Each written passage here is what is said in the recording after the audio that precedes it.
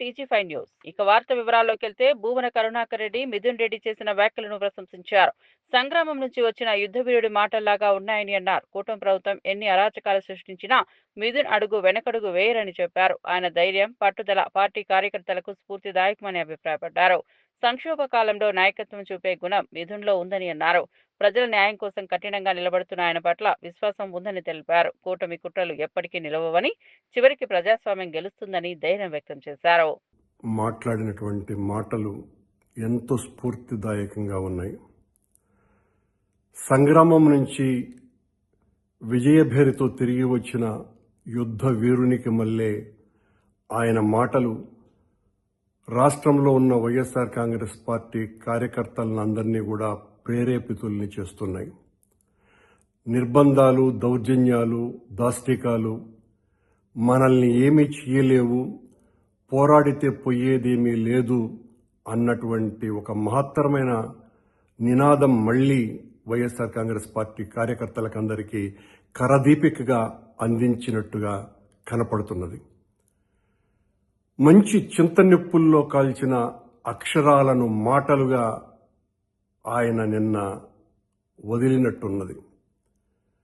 ఆ మాటల్లో నిజాయితీ ఉంది, నిర్భీకత ఉంది, నాయకుడి పట్ల నిబద్ధత ఉంది, ప్రజల పట్ల బాధ్యత ఉంది.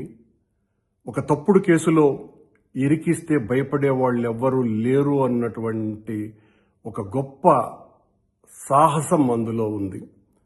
నిజంగా దాదాపు 65 రోజుల తర్వాత బయటికి వచ్చినటువంటి వ్యక్తి, ఎంతో సుకుమారంగా పెరిగినటువంటి వ్యక్తి, పార్టీలో ఇలాంటి నిర్బంధాలు కష్టకాలంలో సహజమని, ఆ కష్టాలను ఎదుర్కొన్నప్పుడే మనం ధీరోదత్తంగా నిలబడగలమని మొత్తం పార్టీకంతా కూడా సందేశం ఇచ్చాడు ఆయన.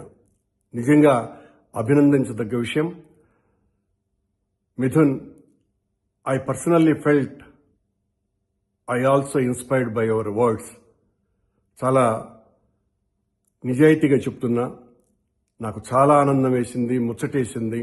ఇలా ఉండాలి మనం. ఈ కష్టకాలంలోనే మన నాయకుడి పట్ల, మన నాయకుడితో కలిసి మనం ఉండాల్సినటువంటి అవసరాన్ని ఇది గుర్తు చేస్తున్నది. మొత్తం కార్యకర్తలకు అందరికీ కూడా మీరు ఇచ్చినటువంటి ఒక గొప్ప సందేశం చాలా స్ఫూర్తిదాయకంగా ఉందని మళ్ళీ తెలియజేస్తున్నా. చాలా ఆనందంగా ఉంది మీ మాటలు. ఏ రకమైనటువంటి దౌర్జన్యాలు చేసినా ఈ కూటమి ప్రభుత్వం తల ఒగ్గేవాళ్ళు ఎవ్వరూ లేరని, జగనన్నను వదిలేవాళ్లు అంతకంటే లేరని, మరింతగా జగన్మోహన్ రెడ్డి గారి నాయకత్వానికి కట్టుబడి మేమెన్ని కష్టాలు పడ్డా, ఎన్ని కన్నీళ్లు కార్చిన నాయకుడి పట్ల, ఆయన అకుంఠితమైనటువంటి పోరాట దీక్ష పట్ల ఏమాత్రము వెనుతిరగనటువంటి సైనికుల్లాగా ఆయనకు పనిచేద్దామని, పునరంకితమవుదామని అన్నటువంటి ఒక గొప్ప మాటలు నీ వాక్యాలలో ప్రవాహంలాగా దొర్లినాయి. నిజంగా మనస్ఫూర్తిగా అభినందిస్తున్నా. కార్యకర్తలకు అందరికీ కూడా ఇలాంటి మాటలు, ఇలాంటి వ్యక్తులను స్ఫూర్తిగా తీసుకొని మనమందరము కూడా కథన రంగంలో ఉత్సాహంగా పాల్గొనాలని పిలుపునిస్తున్నా. Thank you. ప్రధానమంత్రి నరేంద్ర మోదీ ఢిల్లీలోని రాజ్ఘాట్ను సందర్శించి మహాత్మాగాంధీ స్మారకానికి పూలమాలలు సమర్పించారు. గాంధీ ఆశయాలు ఈ దేశానికి మార్గదర్శకాలని అన్నారు. ఆయన చూపిన సత్యం, అహింస మార్గంలోనే దేశం ముందుకు సాగుతోందని చెప్పారు. గాంధీ సిద్ధాంతాలను అమలు చేయడంలో ప్రతి ఒక్కరూ భాగస్వాములు కావాలని పిలుపునిచ్చారు. జాతి త్యాగధర్మాన్ని స్మరించుకునే రోజు ఇదని పేర్కొన్నారు.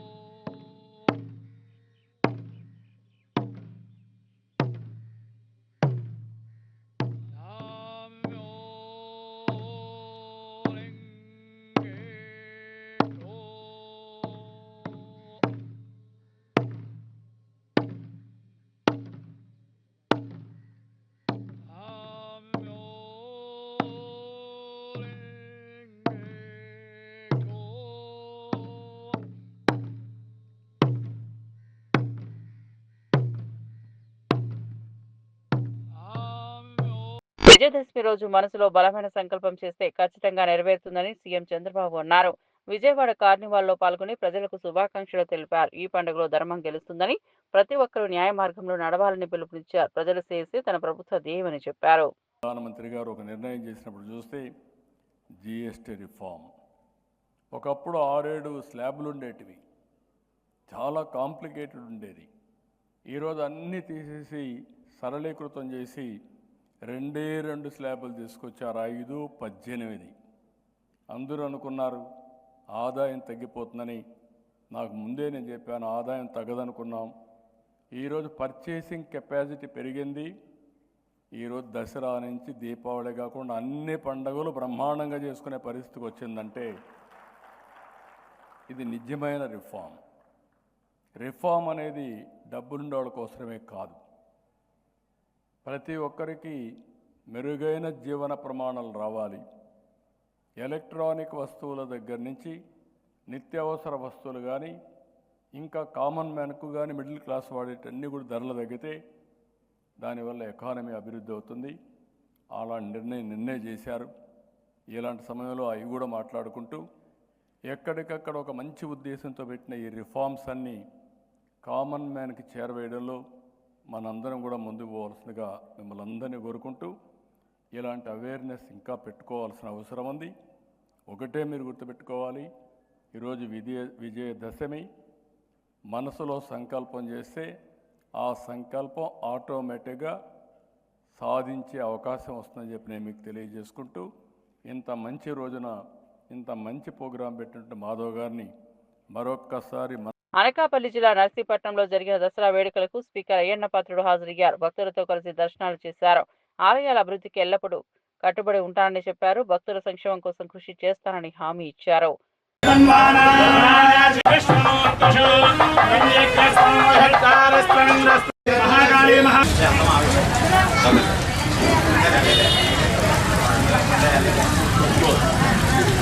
అడుగులు చెయ్యి అన్నా, అడుగులు చెయ్యి, అడుగులు చెయ్యి. అది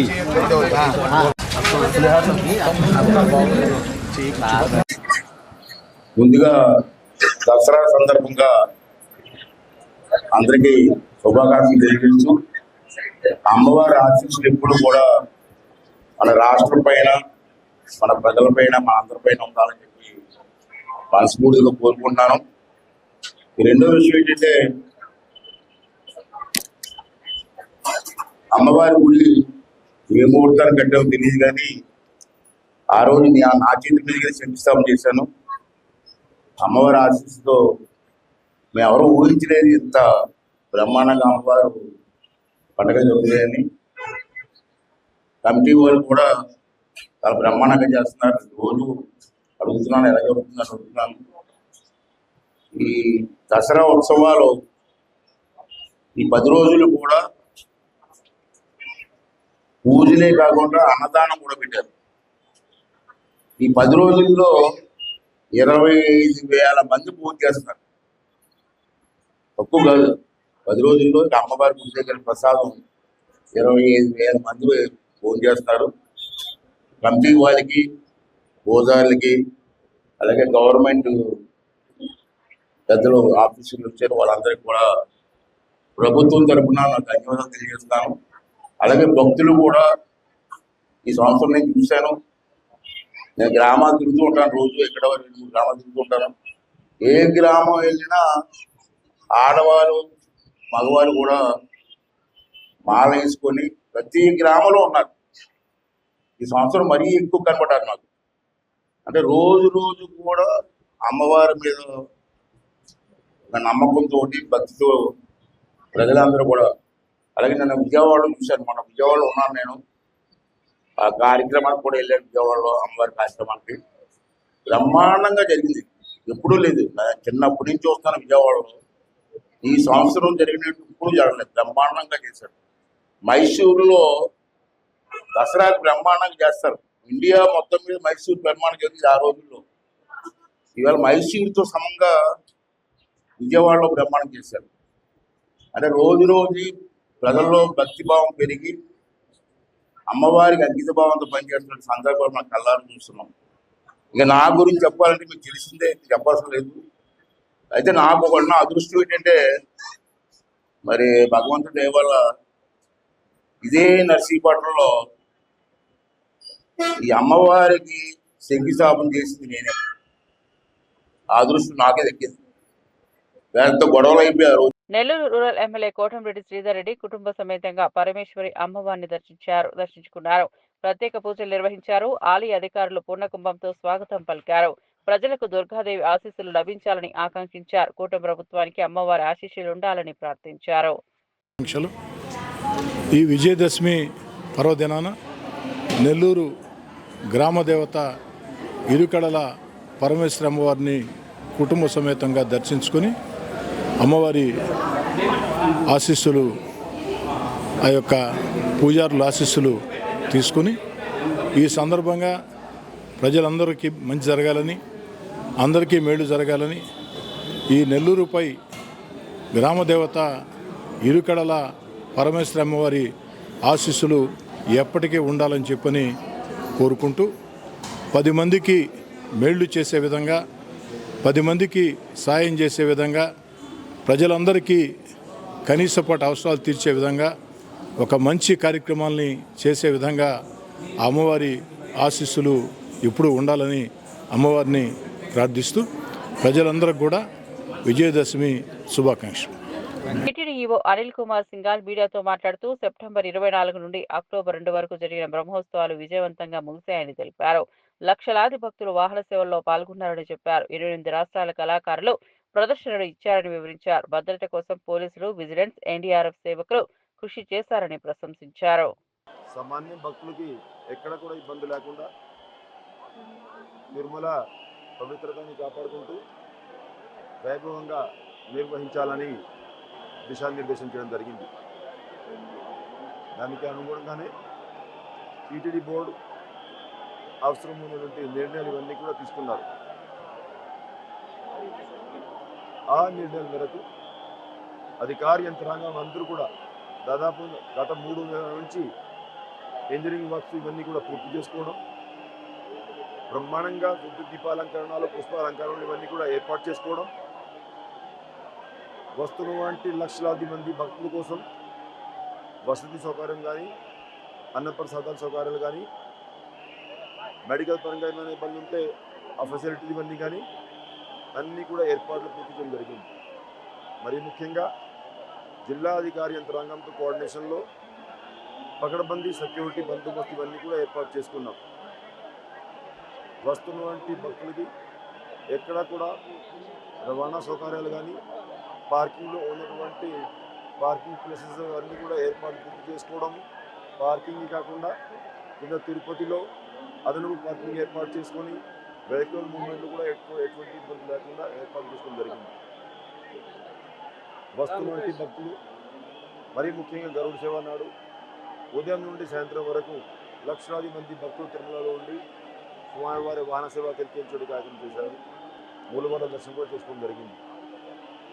ఈ లక్షలాది మంది భక్తుల కోసం 9 రోజుల పాటు నిరంతరాయంగా కృషి చేసినటువంటి అధికార యంత్రాంగం అంతా, దాంట్లో మరీ ముఖ్యంగా vigilance and security staff, police యంత్రాంగం దాదాపు 7,300 మంది జిల్లా ఎస్పీ గారి ఆధ్వర్యంలో, అదేవిధంగా సిబిఎస్ గారి ఆధ్వర్యంలో ఎవరైతే పనిచేశారో వారందరినీ నేను హృదయపూర్వకంగా ధన్యవాదాలు తెలుపుకుంటూ ఉన్నాం.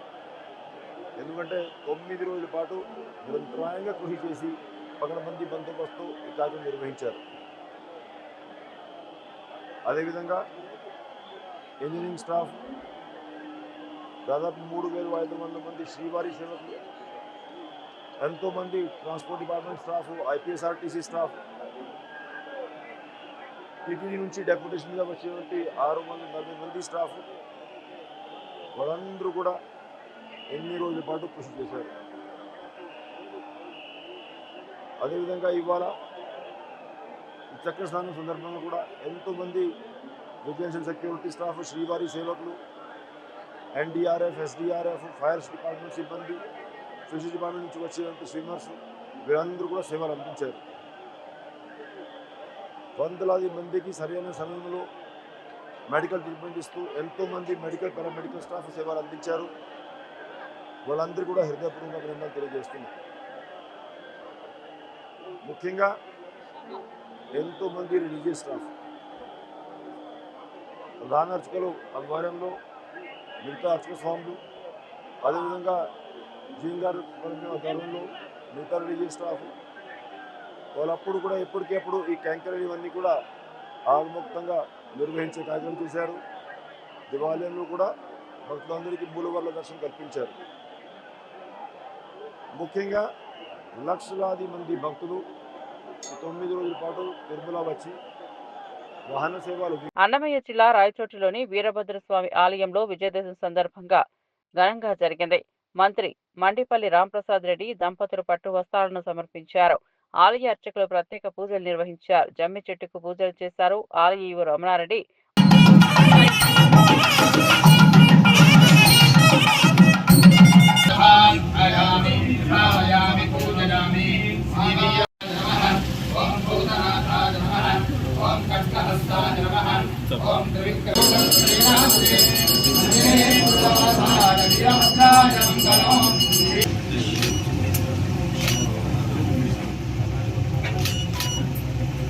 తమ రాజ్యాధికార సిద్ధిరస్తు సదా వీరభద్రేశ్వర అనుగ్రహ ప్రసాద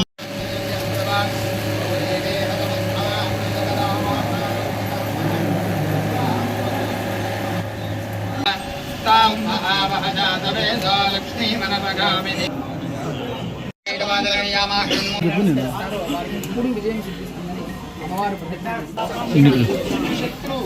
వినాశిని అర్జునస్య ధనుర్ధారి రామస్య ప్రియదర్శిని శమయతే పాపం రామస్య ప్రియదర్శిని. రాష్ట్ర ప్రజలందరికీ దసరా శుభాకాంక్షలు. ఈ దసరా పురస్కరించుకొని రాయచోటి ప్రజలంతా సుఖ సంతోషాలతో ఉండాలని ఆ భగవంతుని ప్రార్థించడం జరిగింది. ఈరోజు రాయచోటి పట్టణంలో పెంచిన భద్రకాళి సమేత వీరభద్రస్వామి గుడికి పట్టు వస్త్రాలు సమర్పించడం చాలా సంతోషంగా ఉంది. రాయచోటి అంటే రాచవీడు. ఈ గడ్డలో వెలిసిన వీరభద్రస్వామి అమ్మవారి దయ వల్ల కొన్ని వందలాది సంవత్సరాలుగా ఈ ప్రాంతం సుభిక్షంగా ఉంది. ఈ తండ్రి అలాగే అమ్మవారి యొక్క కరుణా కటాక్షాలతో ఈ ప్రాంత ప్రజలందరూ చల్లగా ఉండాలని ప్రార్థిస్తూ, అలాగే కూటమి ప్రభుత్వానికి నాయకత్వం వహిస్తున్న గౌరవనీయులు పెద్దలు చంద్రబాబు నాయుడు గారి నాయకత్వంలో ఈ రాష్ట్ర ప్రజలంతా రాబోయే కాలాల్లో సుభిక్షంగా ఉండాలని కోరుకుంటూ సెలవు తీసుకుంటాం. ముఖ్యమంత్రి రేవంత్ రెడ్డి కొండారెడ్డిపల్లిలో జరిగిన దసరా వేడుకల్లో పాల్గొన్నారు. స్థానికులు, కాంగ్రెస్ శ్రేణులు పెద్ద ఎత్తున తరలివచ్చారు. ప్రజలతో కలిసి పండుగను జరుపుకున్నారు. రేవంత్ హాజరుతో వేడుకలకు మరింత శోభ కలిగింది. భవిష్యత్తులో ప్రజా సమస్యల పరిష్కారానికి కృషి చేస్తానని అన్నారు.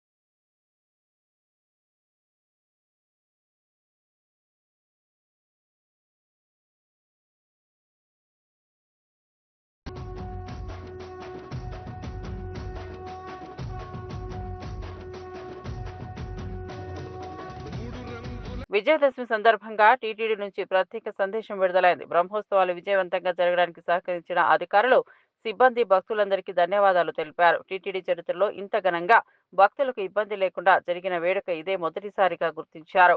వాహన సేవల్లో పాల్గొనే లక్షలాది మంది భక్తులు సంతృప్తి వ్యక్తం చేశారని అన్నారు. భవిష్యత్తులో మరింత సౌకర్యాలు కల్పిస్తామని తెలిపారు. ఈ శ్రీవారి బ్రహ్మోత్సవాలు ఏదైతే జరిగాయో దాని గురించి ఒక చిన్న బ్రీఫ్ చెప్తాను మీకు. ఈ నెల అంటే గత నెల 24 నుంచి ఈ రోజు వరకు జరిగినటువంటి బ్రహ్మోత్సవాల్లో ఈ అర్చక స్వాములు అయితేనేమి, అధికారులు, టీటీడీ ఉద్యోగులు, జిల్లా యంత్రాంగం, పోలీస్ యంత్రాంగం, శ్రీవారి సేవకులు, మీడియా వారికి, భక్తులకి ఈ సందర్భంగా కృతజ్ఞతలు తెలియజేసుకుంటున్నాను. గౌరవ ముఖ్యమంత్రులు శ్రీ నారా చంద్రబాబు నాయుడు గారి బ్రహ్మోత్సవాల్లో మొట్టమొదటి రోజున అంటే 24వ తారీఖు నాడు వారు రావటం, ఈ శ్రీవారికి పట్టు వస్త్రాలు సమర్పించడం కూడా జరిగింది. ఆ సందర్భంగా 2026 సంవత్సరానికి సంబంధించినటువంటి క్యాలెండర్లు అయితే ఏముంది, డైరీలు కూడా వారి స్వహస్తాలతో ఇనాగ్రేట్ చేయటం జరిగింది. శ్రీవారి భక్తుల సౌకర్యార్థం కోసం 2018లో ప్రారంభించినటువంటి ఏదైతే పిఎసి 5 ఆ భవనాన్ని భారత ఉపరాష్ట్రపతి సిపి రాధాకృష్ణన్ ముఖ్యమంత్రులు కలిసి ప్రారంభించడం జరిగింది.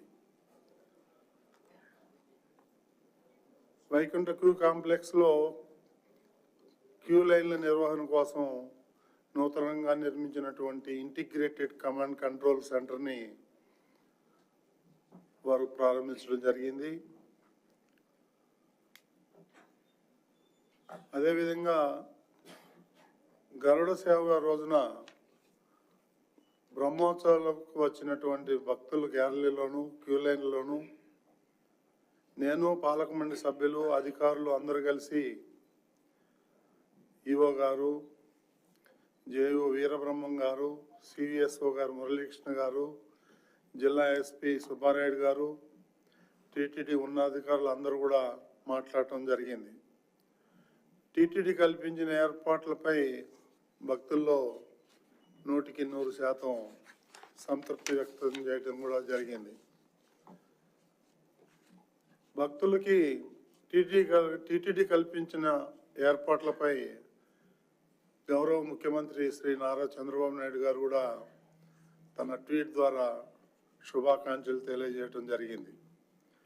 ఈ సందర్భంగా ముఖ్యమంత్రి గారు మాట్లాడుతూ పాలక మండలి సభ్యులు అయితే ఉంది, అధికారులు, ఈ వాలంటీర్సు, శ్రీవారి సేవకులు అందరూ కూడా ఈ కార్యక్రమానికి సహకరించినందుకు చంద్రబాబు నాయుడు గారు కృతజ్ఞతలు తెలియజేశారు. గరుడ సేవ రోజున హోల్డింగ్ పాయింట్ ద్వారా ఈసారి అదనంగా 30,000 రీఫిల్లింగ్ ద్వారా 15,000 మందికి దర్శనం జరిపించడం జరిగింది. బ్రహ్మోత్సవాలకు ఈ 8 రోజుల్లో 5.8 లక్షల మంది భక్తులు శ్రీవారిని దర్శించుకోగా 25.12 కోట్ల హుండీ ఆదాయం వచ్చింది. 26 లక్షల మంది భక్తులకు పైగా అన్నప్రసాదాలు పంపిణీ చేశాం. 2.42 లక్షల మంది భక్తులకు విజయదశమి సందర్భంగా సినీ నటుడు శర్వానంద్, ఎంపీ కేశినేని శివనాథ్ కుటుంబ సమేతంగా కనకదుర్గమ్మను దర్శించుకున్నారు. ఆలయ అధికారులు ఘన స్వాగతం పలికారు. ప్రత్యేక పూజల్లో పాల్గొని వేద ఆశీర్వాదం పొందారు. శర్వానంద్ ఈ రోజున అమ్మవారిని దర్శించుకోవడం అదృష్టమని అన్నారు. ఎంపీ కేశినేని ఉత్సవాలను ప్రశంసించారు. భక్తులు సంతృప్తిగా ఉన్నారని చెప్పారు. క్రిస్మస్ శుభాకాంక్షలు. అండ్ చాలా రోజుల తర్వాత విజయవాడ వచ్చాను, ఇక్కడే పుట్టాను. బట్ అదే నాకు చిన్ని గారితో చెప్తున్నా, అసలు ఈ అరేంజ్మెంట్స్ కానీ చూస్తుంటే అసలు విజయవాడలా లేదు అనిపిస్తుంది. ఎందుకంటే బ్యారికేడ్స్ చూస్తే అక్కడ ఆల్మోస్ట్ మన బ్యారేజ్ దాకా ఉన్నాయి. తిరుపతి గుర్తొచ్చింది. అండ్ అదే చెప్తా ఉన్నారు 196,000 మంది వరకు వస్తున్నారు మన మూలాక నక్షత్రం అని. అండ్ ఈరోజు కూడా అకౌంట్ దాటుతుంది అన్నారు. సో ఇలా భక్తులందరినీ కలుసుకోవడం, చూడటం, అమ్మవారి దర్శనం దసరా రోజు చేసుకోవడం చాలా సంతోషంగా ఉంది. సో అందరికీ దసరా శుభాకాంక్షలు. అందరూ సంతగా ఉండాలని కోరుకుంటున్నాను. Thank you. ఇవి బులెటిన్ అప్డేట్స్. చూస్తూనే ఉండండి TG5 న్యూస్.